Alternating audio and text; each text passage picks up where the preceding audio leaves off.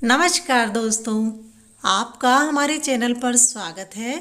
दोस्तों, आज के वीडियो में सबसे पहले हम जानते हैं सावन के पहले सोमवार की पूजा विधि और मुहूर्त के बारे में। तो आइए उसके बाद सुनेंगे कथा।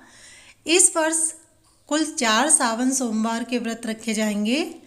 यदि आप किसी कारणवश 4 सोमवार के व्रत नहीं कर पाते हैं तो पहला और आखिरी सोमवार का व्रत करके भी आप भगवान शिव जी की कृपा को प्राप्त कर सकते हैं।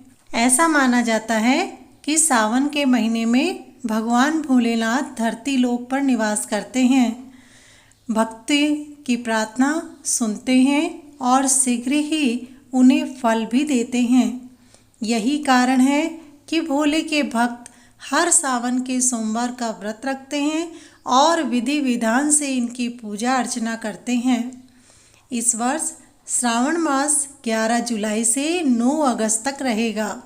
पहला सोमवार का व्रत 14 जुलाई को रखा जाएगा। सावन के पहले सोमवार की पूजा हम कैसे करें, आइए शुभ मुहूर्त और विधि के बारे में जानते हैं। सावन सोमवार के दिन ब्रह्म मुहूर्त में उठ करके नियमित क्रिया से निवृत्त होकर स्नान आदि करें और स्वच्छ वस्त्र को धारण करें। उसके बाद में पूजा स्थान को गंगा जल छिड़क करके पवित्र करें और ईशान कोण में एक वेदी लगाएं। उसके बाद में भगवान शिव की प्रतिमा या शिवलिंग विराजमान करें और फिर गंगा जल और पंचामृत से भोलेनाथ का अभिषेक करें। फिर शिवलिंग को बेलपत्र, फूल और सफ़ेद चंदन का लेप करें और शिवलिंग को सजाएं। फिर ओम नमः शिवाय का जाप करें या फिर महामृत्युंजय का पाठ भी करें। वहीं जो लोग व्रत करते हैं वो सोमवार व्रत कथा भी पढ़ें या सुनें। अंत में भगवान से पूजा में हुई गलती के बारे में क्षमा याचना कर लें। 2025 में ब्रह्म मुहूर्त सावन सोमवार के दिन 4:16 से 5:04 तक रहेगा। उसके बाद अभिजीत मुहूर्त दोपहर को 11:59 से 12:55 तक रहेगा। अमृत काल में यदि आप पूजा करते हैं तो रात्रि 11:21 बजे से लेकर 12:55 बजे तक कर सकते हैं। पूजा का सबसे अच्छा समय होता है दोपहर को 11:38 से 12:32 तक का। प्यारे भक्तों, आइए सुनते हैं सावन महीने की कहानी। एक बार एक बुढ़िया थी, उसके एक बेटा था। बुढ़िया ने सोचा कि अगर बेटे की शादी हो जाए तो मुझे भी बुढ़ापे में काम का सहारा मिल जाएगा। समय बीतता गया। बुढ़िया ने एक अच्छी सी लड़की देख करके अपने बेटे का विवाह कर दिया। बहू शिवजी की परम भक्ति, उसने घर में आते ही शिवजी की पूजा करनी शुरू कर दी थी। परंतु जब सावन का महीना आया तो उसने अपनी सासू माँ से कहा, सासू माँ, मैं सावन के 1 महीने शिवजी के मंदिर जाकर उन पर जल चढ़ाकर उनकी पूजा अर्चना करना चाहती हूँ। परंतु उसकी सासू माँ ने कहा, मंदिर जाने की कोई ज़रूरत नहीं है बहू, घर में ही पूजा पाठ कर लो, उसी से तुम्हें फल मिल जाएगा। अब बहू बहुत दुखी हो गई। सुबह वह पानी लेने के लिए कुएं पर गई। रास्ते में उसने कुछ लड़कियों को देखा जो मंदिर जा रही थी। वह जाकर के उनसे मिली और लड़कियों से पूछा कि लड़कियों, तुम कहाँ जा रही हो? लड़कियों ने उसके चेहरे को देखते हुए पूछा, आप बहुत दुखी नज़र आ रही हैं, क्या बात है?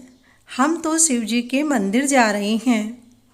उसने कहा, सावन का महीना शुरू हो गया है और मैं मंदिर जाकर के भगवान शिवजी की पूजा करना चाहती हूँ, परंतु मेरी सासू माँ ने कहा है कि पूजा तो घर में ही कर लो, उसी से तुम्हें फल मिल जाएगा।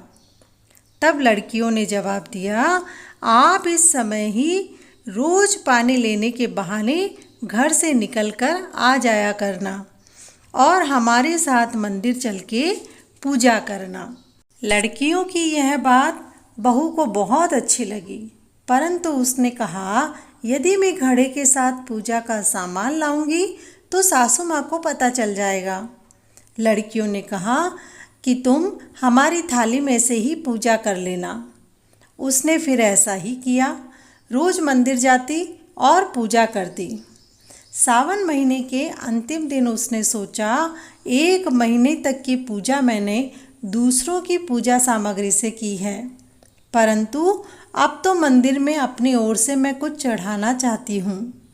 यही सोच करके उसने अपनी नाक की नथ निकाली, उसे धोया और फिर शिवलिंग पर चढ़ा दिया। घर आने के बाद में सासू माँ को पता नहीं चले, इसीलिए वह चुपचाप अपने काम में लग गई।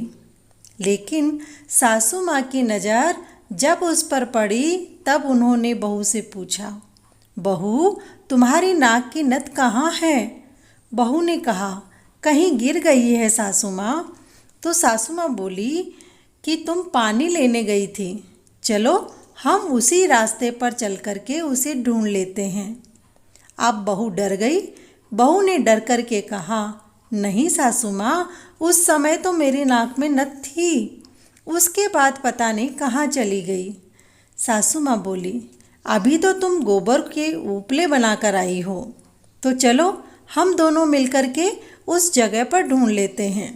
बहू की भक्ति से भगवान शंकर प्रसन्न तो थे ही, तो उन्हीं के चमत्कार से हर गोबर के थेपले में नथ निकल रही थी। सासू माँ ने बहू से पूछा, बहू ये कैसा चमत्कार है बेटा?